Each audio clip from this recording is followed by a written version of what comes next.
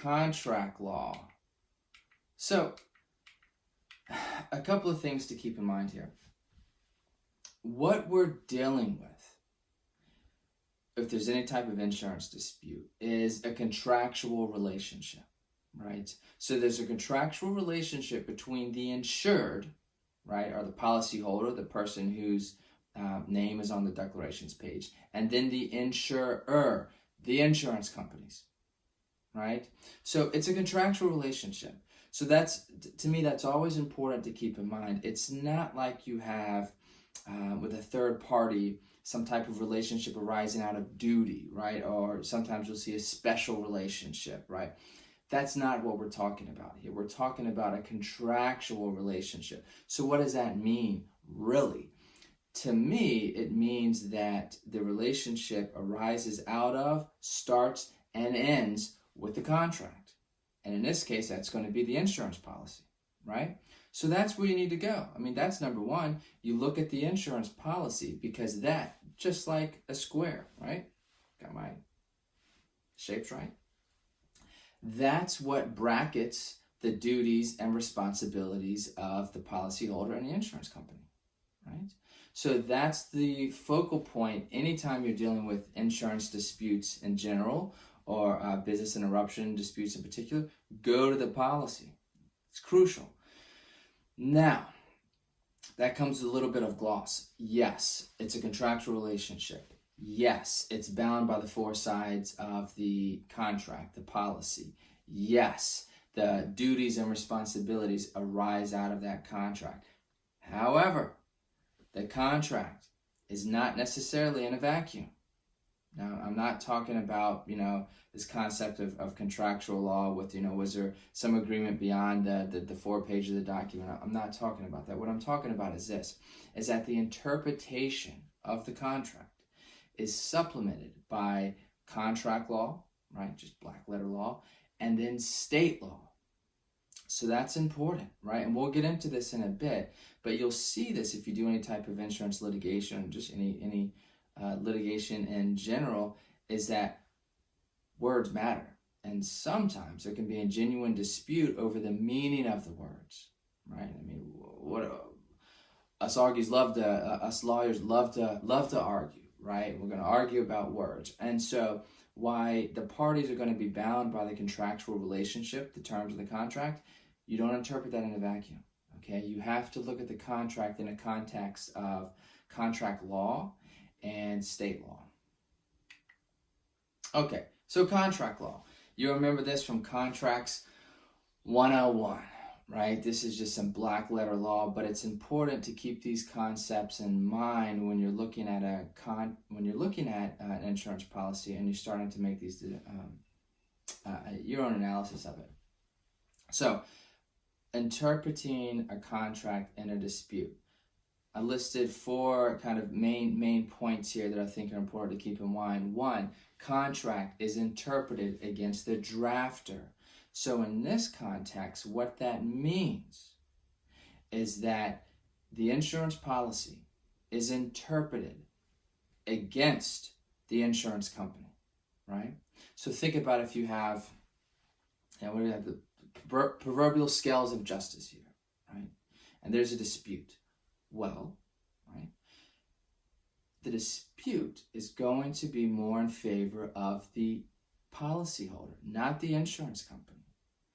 So you need to keep that in mind. And 99.9, why don't we just go out and say it, 100% of the time, guess who's going to be the drafter of the contract? Well, it's going to be the insurance company, right? They have these standard forms on the ISO. I think I have some further slides.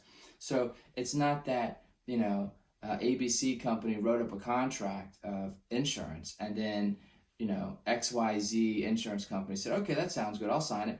No, it's not. The insurance company always has the policy. They always write it. So if there's a dispute, it needs to be interpreted, the contract needs to be interpreted against the insurance company. 2, words are given their ordinary meaning, right?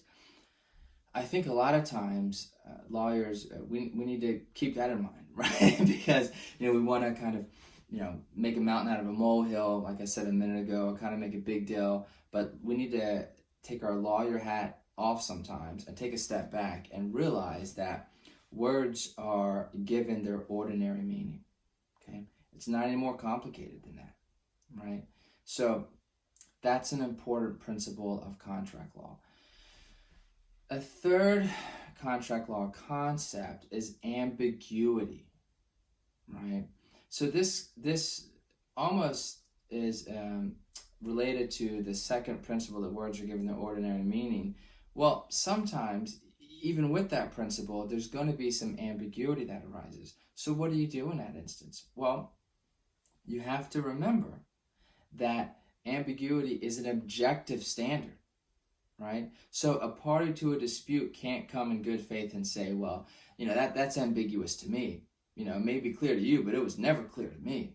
And leaving aside for the moment the meetings of the minds requirement may be at issue, I'm just talking about ambiguity itself. It's still an objective standard, right? So you have to rely on the reasonable person to say, well, I think that term or that phrase, whatever, is ambiguous.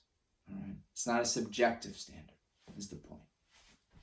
Fourth, judicial function, right? So, if there's a dispute with a contract and a policy, it's the function of the court to come in and rule on a dispute, to reach a resolution. We talked about that in the beginning, right? Where you're going to have a neutral third party get involved in some of these disputes. Now, when you're dealing just with a contractual dispute, what do the terms of the policy mean? What are the rights? What are the responsibilities? That is a judicial function. That falls under the purview of the court. So you can address that in a declaratory action. And in fact, what I expect to see with a lot of these COVID-19 cases is that there's going to be just a number of declaratory actions filed, right? So the courts can come and weigh in. And what I expect to happen is that there's going to be different opinions all up and down the United States, right? There's no way, judges can come in and be unanimous in all their decisions. So I think we're going to have some hodgepodge decisions just all over the place. But that's the function of the court. So that's important to keep in mind, an important principle of contract law. So moving on to this next slide, contract law is state law. And here we have the California flag with that bear doing his thing. Now, why is that important? Well, there's a couple of points here. So we'll address these on the next slide here. So contract law is state law. What does that mean? Well, that arguably kind of dovetails nicely with the previous point we made in the slide, is that you could have a hodgepodge of just different decisions, arising out of these declaratory actions throughout the United States. Now, that's not only because there's going to be different decisions by the judges, it's also going to be this different state law that govern how contracts are interpreted, right? We talked about that in the beginning. You look at the policy of insurance, but not in a vacuum. You also supplement the interpretation, contract law, and state law, right? So, in California, there are really two bodies of law you want to look at. So that's the state regulations, Cal Regs, right? And then state case law. And I'm sure that for the rest of the 50 states, you're going to have your own respective regulations and, of course, your own case law. But just very briefly, some points in California. In the Cal Regs, I don't have this site in front, I think it's the next slide. We have insurance companies have to abide by particular timelines, right? Which, from a policyholder's perspective, is great, right? Because the insurance company, by law, has to act and respond within a certain period of time. That's codified, right? So, and insurance companies know that. And that's great because arguably it helps move these claims along. So I think that's important to have, and I'm glad we have that here in California. Secondly is in California, we also have regulations regarding fair claims handling practices. So this is important too, right? And I think that you're going to see something similar in some other states. So that's important because it lays out some accepted standards of what insurance companies should do when they're handling these claims. Now, California, we also have the CDI, the California Department of Insurance. So that is a state body which is responsible for handling the insurance throughout the state of California. Again, I expect you're going to see the same things in other states, right? So what's interesting here is that there was a recent statement by the CDI about business interruption in the context of COVID-19. Now, I know at first blush, a lot of people, at least that was my impression, got excited about it, like there was going to be some some state action by the CDI. But really, all the CDI said was, look, insurance companies, if you're investigating these COVID-19 business interruption claims, don't forget the fair claims handling practices set out in the regs, right? And that's what it said. So it didn't change anything. It just said, hey, insurance companies, you better follow the law. And of course, I think the insurance companies know that. But that is interesting to point out. Now, moving on to state law, right? Here in California, there are really two main concepts that I would say would be important here.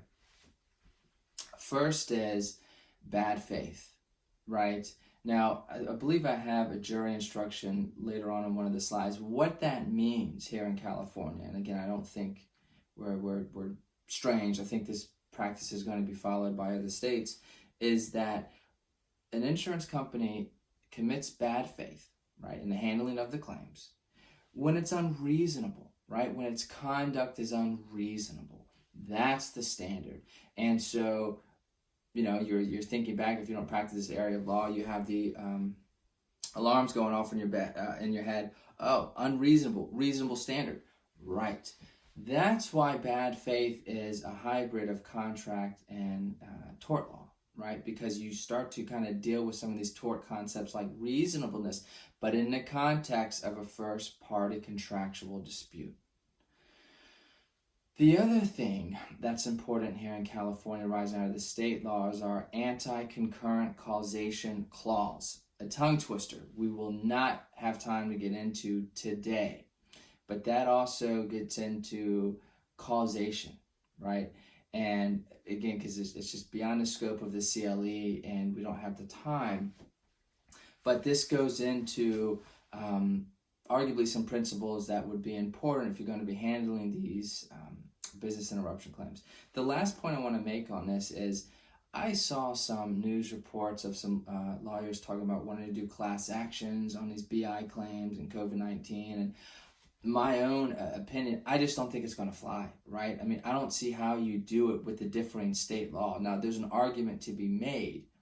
It's a huge assumption there. There's an argument to be made that, hey, a lot of these policies are the same. You're kind of dealing with the same language over and over again. Well, let's assume that's true. Assume that's true. Okay. But you still have to interpret that contractual language, that contract, in the context of your own respective state law. What California courts say about some of the important provisions of BI, which we'll talk to in a minute, may not be the same of what a state court in Illinois says or Louisiana, right? And so to kind of hoist up a class action based on this, I just don't see that it could be done. So, moving on. Okay, here's the Cal Regs. So Cal Reg section 2695.7. This sets out for an insurance company and policyholders the standards for prompt, fair, and equitable settlements. Now, I'm not going to read this whole language, but this first piece is important. So where an insurance company denies or rejects a first-party claim, in whole or in part, doesn't matter, have to do it in writing, and shall provide to the claimant a statement listing all bases for such rejection or denial, and the factual and legal basis. Now, if you're handling these BI claims in COVID-19, right, and your client makes a claim with their insurance company, the insurance company denies it. In California, that is, they being the insurance company, have to do this. They have to send a letter, right? And it has to say right here, here's the reason why we're denying it, right? Here are the factual reasons. Here are the legal reasons. And it's good from a policyholder's perspective, because then you have in writing, this is the insurance company's rationale, right? And we're not going to get into, hey, was it unreasonable? Is it bad faith? Again, that's not really the point of this CLE. The point is that in California, insurance companies have to do this, right? And so an insurance company just can't get a business interruption claim for COVID-19 and throw it in the trash bin. They have to, at a minimum, right? They have to send a letter out saying, Mr. and Mrs. Jones or ABC company, whatever, we're denying your claim for reasons ABC.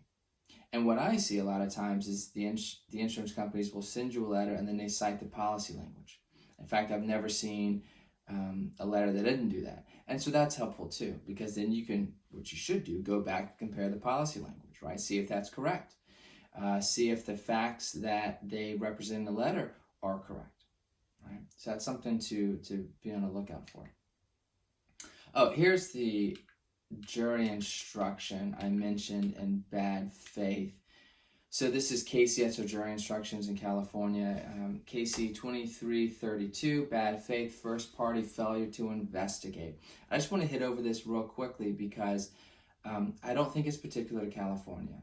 And what I see what I expect to see with a lot of these COVID-19 BI claims are allegations from policyholders that insurance companies just failed to even investigate, right? And I just have some limited experience and knowledge of that, of the insurance companies just flat out just denying the claims and saying, look, the policy language is clear. I'm not even going to do anything more than just regurgitate what the policy says. And I think that's incorrect. In California, that's incorrect. Here's what the KC says. So in order to prove a first-party bad faith claim, plaintiff has to show a loss was covered under the insurance policy. So that's important, right? So let's clear that up. Policyholder has to show that it suffered a loss and the loss was covered under the policy. Again, remember the square. 2, plaintiff properly presented a claim to the insurance company to be compensated. That's not too bad. 3, the insurance company failed to conduct a full, fair, prompt, and thorough investigation of all the bases. That is where I see a lot of litigation arising out of, right? Especially with insurance companies being hit with all these BI claims. And perhaps there's an argument to be made that the insurance companies did not conduct a full, fair, prompt, and thorough investigation of all of the plaintiff's claims, of all of the bases. Right, and then 4 and 5 was plaintiff harmed, and then causation for number 5. So that's going to be important, I think, if you're getting into litigating these BI claims. So we're done with contractual law,